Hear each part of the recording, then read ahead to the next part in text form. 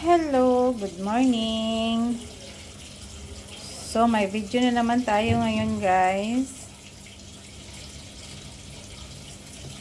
Papakita ko sa inyo kung paano ang itlog na may sabaw.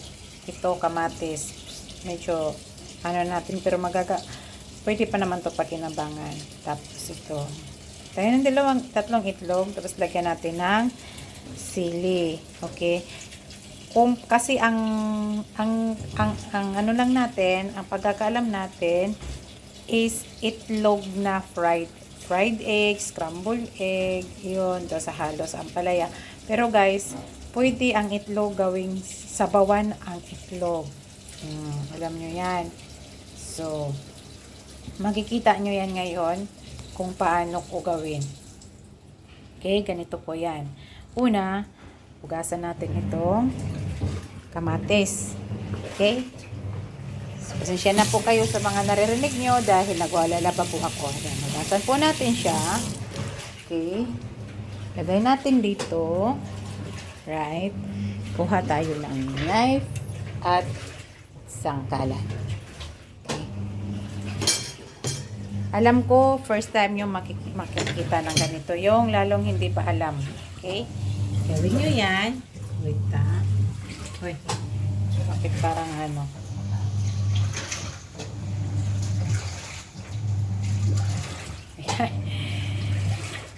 Ano natin to. Ano natin lagyan ng flash. Wait. Guys. Kasi anuhin natin yung ano niya. Nagpipicture naman ko siya. So, ganito yan. Okay. Hindi pa kasi ako nakalugar bumili ng stand, guys. Kaya nagsasuffer ako ngayon.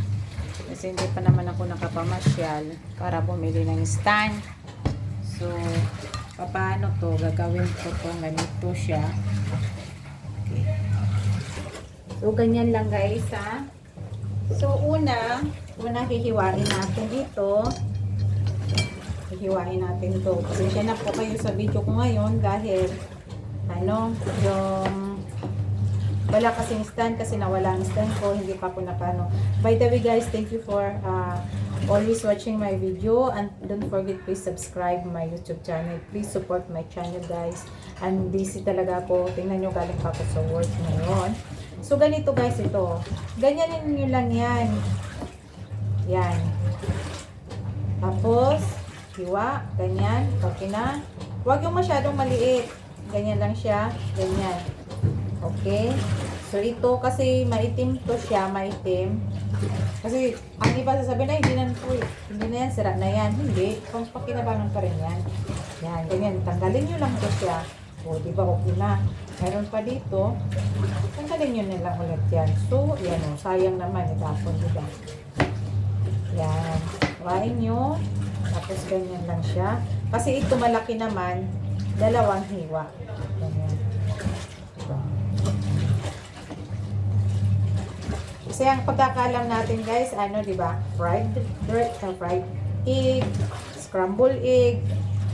Pwede natin yan gawing sabaw. Lagyan ko muna ng ano to.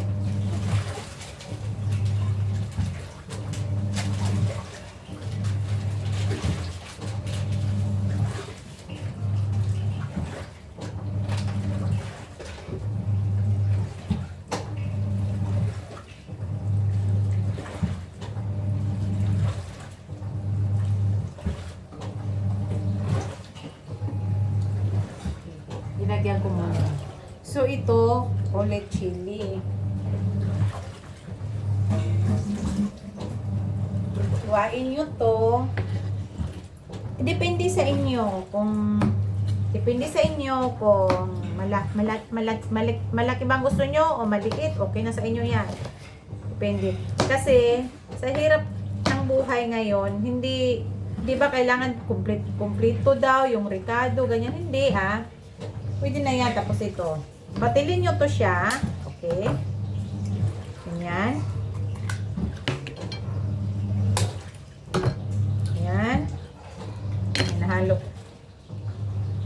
Naghugas naman ako ng kamay ko. Malinis naman.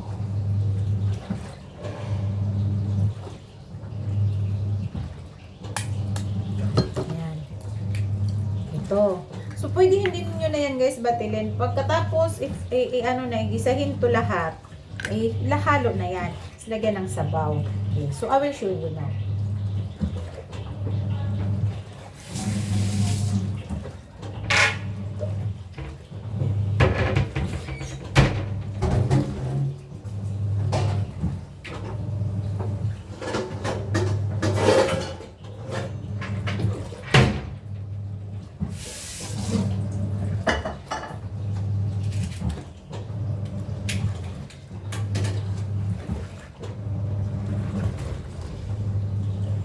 So, ito na. So, tapos na, di ba? Ayan na sila. Ayan na siya. Ayan ang itlog. Hindi ko binatil yan, guys. Hindi ko yung minix-mix yan. So, dito na tayo sa magigisa na tayo. Yan. First, nasindihan na siya. Yan. Tingnan nyo. Kasi, kaya ako ginanito to. Kasi, isinishare ko yung knowledge ko sa iba na pwede pala ang itlog gawing haluan ng kamatis tapos gisahin tapos isabaw. Kasi pagkakalam kasi natin guys, 'di ba? Pagkakalam natin ang itlog ginahaluan ng kamatis, sibuyas, kailangan kumpleto. Hindi na kailangan 'yun, guys. Hindi na kailangan 'yun. Kailangan mo lang diskarte kung paano mong gawin para makaraos naman sa hirap ng buhay ngayon guys, 'di ba? Sa hirap naman ng buhay ngayon, kailangan natin dumiskarte kung paano. So lagyan natin kunti lang, yan, or pwede din yung peanut, yung hindi pala peanut butter, yung butter, yun ang igisa nyo, mas maganda rin yun. So ito na tayo, nandyan na yan, 'di ba? So, first ilagay natin, ako kasi minsan, ang nilalagay ko una, yung sili. Yung sili, para talagang ma-feel ko yung anghang. Oo, yun talagang una kong inano. So, nagay ko yan, sili yan, ganyan. Yan. Yan. Nilalagay ko talaga una yung sili, kasi para maging spicy talaga siya. Yun. Yan. So, okay na siya. Nag-red na siya. So, ibig sabihin, nag-absorb na yung mantika natin. Saka natin ihalo itong kamatis. Halo natin itong kamatis. Tapos na iba. Kaya, ibasan lang ang kulang. Yan. Ito guys. Yan. Nangangamoy yung yung tubig kasi. Yan, ganyan. Isahin nyo, lutuin nyo ng maayos yung kamatis. Kailangan nakatuto siya ng maayos, guys. Guys. Ayan.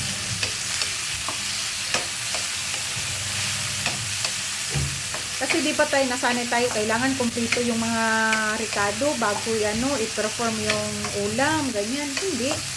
Pwede na to. Kasi hirap ng buhay na yun. Then, pag ako kasi magluto, spicy kasi. Nilalagyan ko na yan ng asin. Actually, dito din ako naglalagay ng bitsin, yung atinomoto. Excuse. Yun, nangangamoy na yung yan. Nilalagyan ko na siya. Okay lang may kasi may sabaw naman yan. Yan, siya.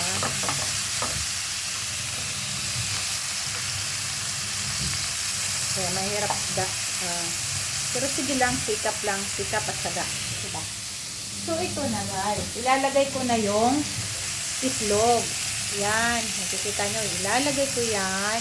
Yan, ilalagay ko yan sa ito. Pero depende naman sa inyo kung ibabatil nyo eh. Dadagdagan ko konti ng asin kasi may tubig kasi yan siya. Lalagyan ko yan kasi ng yan. Pwede naman ganituhin nyo siya. Yan.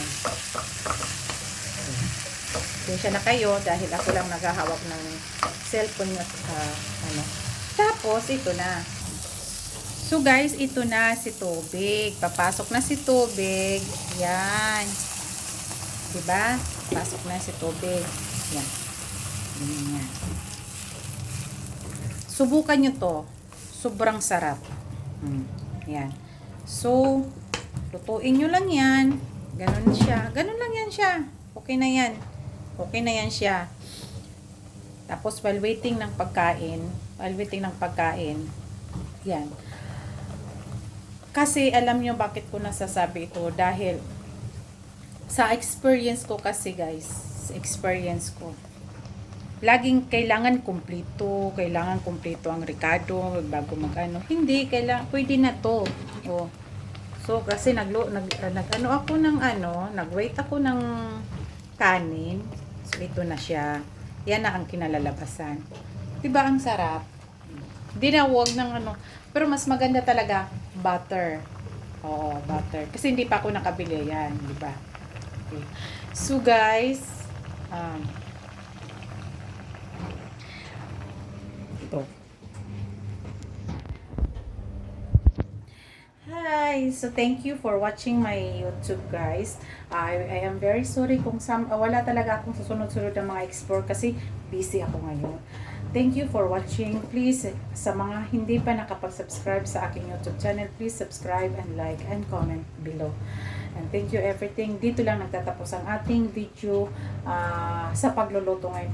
Sa ngayon, ang mga pagluluto muna ang i-explore ko sa inyo, yung hindi nyo pa naalam. Yung ibang nakakaalam na okay, congrats. Pero yung iba hindi pa, okay. So, ganito yung forma ko guys. Kasi galing pa ako ng trabaho ito.